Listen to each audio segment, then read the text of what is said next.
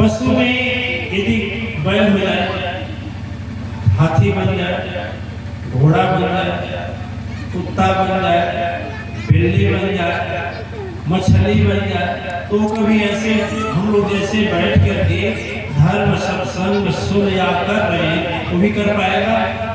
कर पाएगा? नहीं कर पाएगा। जब नहीं कर पाएगा, इसीलिए कहा जाता है मनुष्य का जन्म सबसे बड़ा है, सबसे अच्छा है। बड़े भाग्य मानुष तन पावा। तो भाग्य मानुष तन पावा जब हम सत्कर्म करते हैं ना, तभी वह हमारे भाग्य बात शामिल है। अच्छा, देवता लोग क्या कहते हैं? देखिए, बात ऐसा होता है, देवता होने के बाद जितना पुण्य हम किए रहते हैं, उतना दिन तक देवता का सुख भोग करके फिर हमें धरती पर आना होता है और मनुष्य का जन्म लेना पड़ता है। देवता बनकर कोई सत्कर्म नहीं कर सकता। आप लोग भागवत पढ़े होंगे, तो भागवत में एक कथा आती है, ध्यान से सुनिएगा।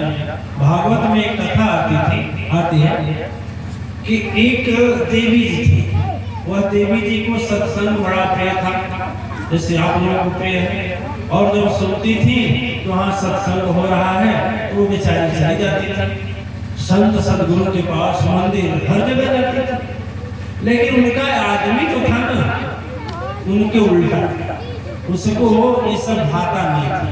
देखिए, बड़े भाग्य मानुष जन्म की बात नहीं है, बड़े भाग्य से ये अच्छा सत्संग भाने वाली बात है। उसको भाता नहीं था। जो मन को भाता नहीं था तो पत्नी से ही बोलता था। जब पत्नी बोलती थी कि हमारे साथ थोड़ा उतना देर के लिए मन निर्मल होगा, तन पवित्र होगा, कम से कम यह मन जहाँ से आया है, यह तन जहाँ से, प्राण जहाँ से आया है, जो दिया है यहाँ, तन मन प्राण तीनों शुद्ध और पवित्र हो गए। चलिए, आगे बनेगा। लेकिन वो पति एक बहाना करके डाल देता था, तुम चली जाओगी। तो जब पत्नी आई तो पत्नी को उतार दी, अपने गाड़ी से चले गए।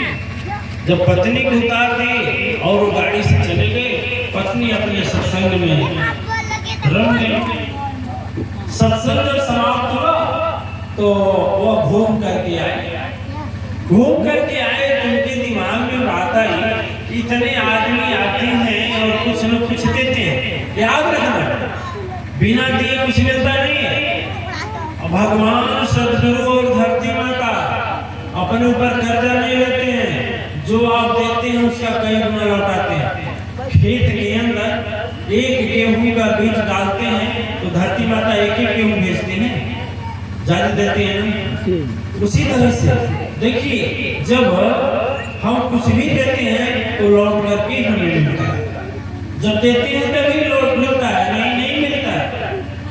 द्रौपदी को कहा जाता है द्रौपदी के विषय में कि एक बार जब चल रहा था धर्मराज का, तो पत्थर फेंकने की बारी आई तो भगवान कृष्ण स्वयं फेंकने लगे। तो जो पत्थर में एक तिनका होता है, इसमें धंस गया तो खून आने लगा। तो जब रक्त बाहर आया, खून बाहर आया, तो द्रौपदी खड़ी थी, तुरंत अपना आंचल फाड़ी और उसको बांध। भगवान बोले कि देखो, तुम तो हमारी बहने लगोगी, लेकिन याद रख, मैं किसी का एहसान अपने सर पर नहीं लेता। जाओ, मैं इसका कई गुना तुझे वापस करूंगा। और जब चीरहरण होने लगा, कोई साथ नहीं दिया, न तो भीष्म पितामह दिए, न गुरु द्रोणाचार्य दिए, न वर्मा दिए, कृपाचार्य दिए, यहाँ तक कि उसके पति पांचों इंद्र के अवतार माना जाता था अर्जुन का। अर्जुन की गांडीव का कोई जवाब नहीं था। भीम गदाधारी थे, उनका भी गदा की शक्ति 10,000 हाथी केवल के समान उनके पास शक्ति थी, लेकिन कोई सहयोग नहीं किया, कोई सहारा नहीं किया। लास्ट में, अंतिम में जब देखी कोई सहारा नहीं कर रहा है तो पुकारी भगवान। अब भगवान को जब पुकारी, वही भगवान जो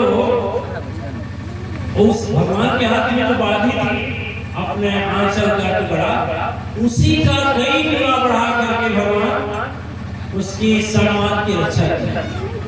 चीर इतना बढ़ाया कि 10,000 हाथी का बल रखने वाला दुशासन का हाथ दर्द करने लगा, लेकिन चीर कम नहीं हुई। कितने तो विद्वान सत्संग महापुरुष से बोलते हैं कि भगवान स्वयं वस्त्र अवतार धारण कर गए, स्वयं बन गए। तो दिव्य आत्माएं जब सत्य धर्म और दान में हम थोड़ा सा चीज देते हैं तो कई गुना हमारे पास आता है, उतना ही नहीं रहता, कई गुना